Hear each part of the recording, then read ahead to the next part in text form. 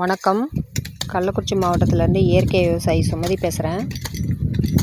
எள்ளு வச்சுருக்கேன். சிகப்பு எள்ளு தான் இது.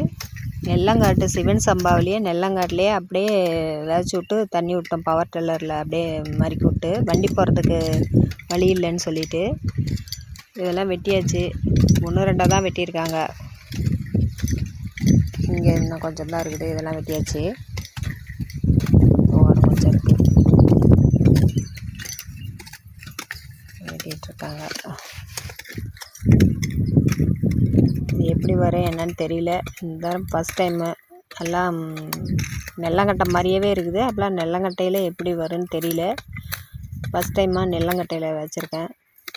சாம்பிளுக்காக பார்ப்போம். 4000 ஆயிடுச்சு. 25 சென்ட் களவட்டை. நன்றி.